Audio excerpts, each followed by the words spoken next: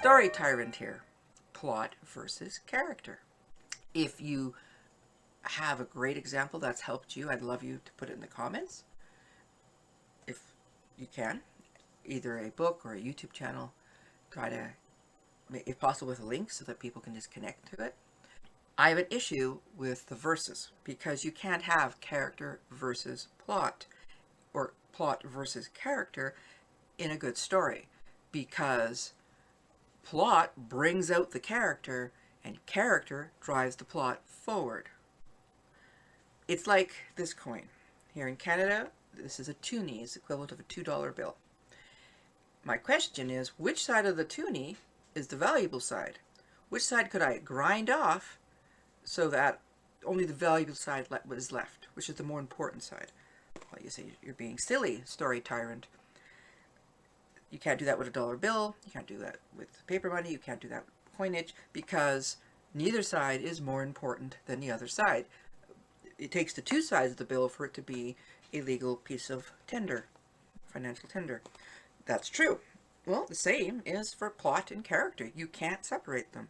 As I already said, the simple truth of the matter is plot brings out character and character drives plot. So why do you get flat stories then? Depending on where you are on the spectrum. Are you a pantser or discovery writer, however you want to phrase it? Or are you a plotter, like a heavy plotter? Or an outliner, so maybe not a heavy plotter, but an outliner? Or you do a very shallow outline, or you do a directional thing, or you have guideposts and you have your character have these things happen and you see how your character reacts. However it is you write. I like to think of it this way. You have plot and you have character. You see the scene. This is how I start. I see a scene, and then I say who is in the scene, and I write out the scene, and then I try to figure out who's in the scene.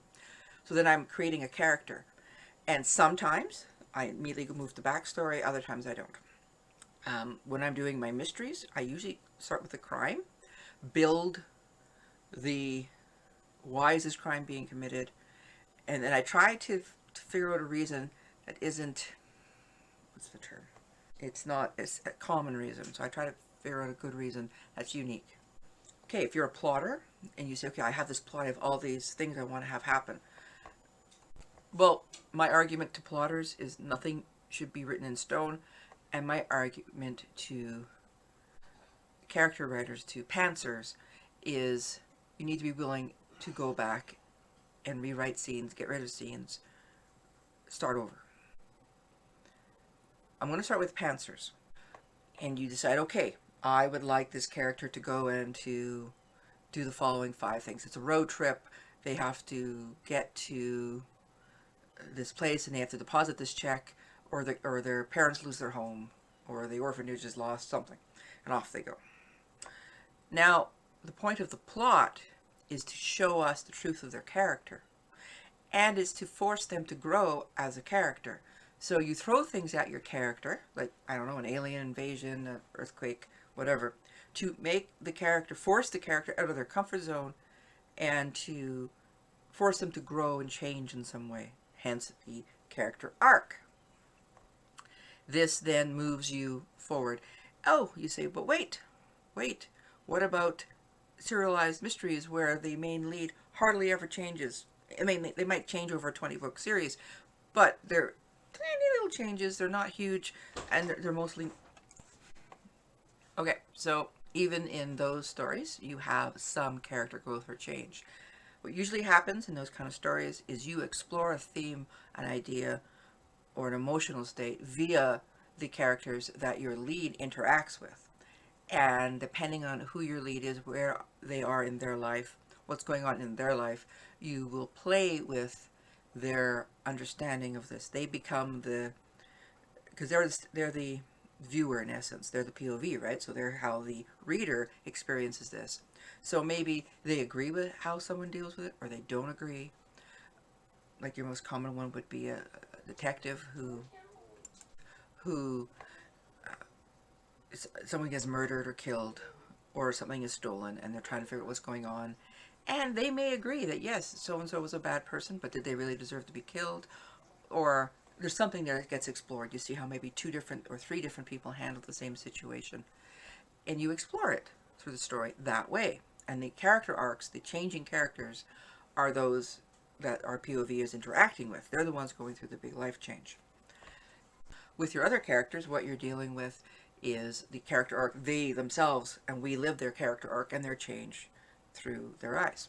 The job of the plot is to force the character to change and to show us, the reader, who they really are, to ground us in the story world and to move us forward. Your plot brings out your character, and your character drives your plot. The character's reaction to the situation moves the plot forward. The situation shows us who the character is and forces the character to change over time.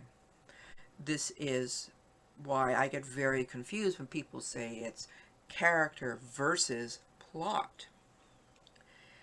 One of the pitfalls in discovery writing or pantsing is, if that's your style, and no one is solidly one style or the other, and you can range from the extreme where you only write, you only write in the moment, right across to you plot out every little thing. And you're somewhere on that spectrum, every writer is, and it may change. I've talked about this, I've discovered it changes, and for me, it's even different. If I'm doing a mystery, I do a lot more plotting. If I'm doing my fantasy, I just write. There's no real plotting involved. Where a story is very flat because of its plot base. What they're saying is that you've written a very flat character, very little characterization, so that they can be moved by the plot. This is a very boring character. No one's really interested. That is one of the big complaints with people who are heavy on the plot side. It's one of their risks. If you are a person who likes to plot out everything, one of the risks in that is that you will have very flat characters because you need them to do what the plot says. This is why I always tell the plotters, your plot is not written in stone.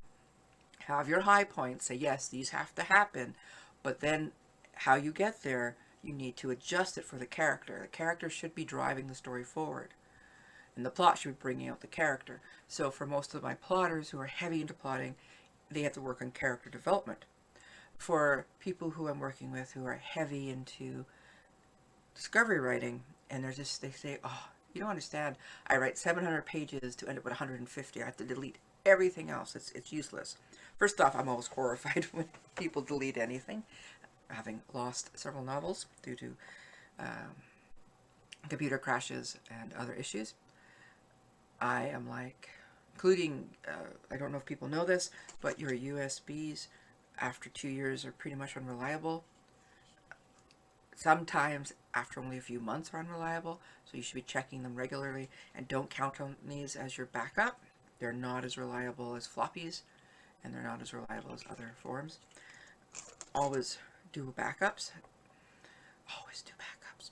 Okay, so if you are a pantser, what I tend to have people there is say you need to have a direction. You can't just say I'm going on a trip and have no destination in mind. So for pantsers, I say, what is it you want to achieve? And you will get, well, I find I get one of 2 answers from them. They'll say, oh, I want my character, I want to explore abandonment. It's like, oh, so you're a theme writer. Now other people say to me, well, I want them to win at the end of the day, but I want them to do it because they've earned it. And it's like, oh, okay. So you're a character writer. And I see that also with plotters. They'll say, hey, well, this is what I'm exploring in this. I'm exploring why it's better to have justice that's law-based over righteousness and vindictiveness and selfishness. So, one of the other type of writers is character writers. They love their characters. They do lots of backstory. They do lots of exposition. They spend a lot of time living in their characters' heads. What you end up with is a very character-heavy story. It's actually rather boring because all you're ever doing is, well, there's a lot of talking heads. Like one person's feelings and emotions, the other person's feelings and emotions.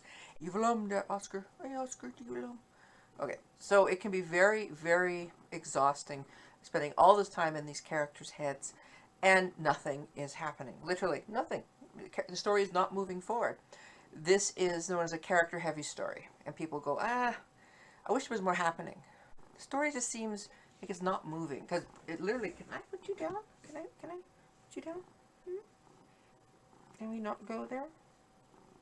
Can we not try to attack the camera? No, maybe? Alright. So, just like you have an issue with flat characters in plotting, for character-driven writers, you have a lack of happening. The character never really grows or changes because why would they? Stay safe out there.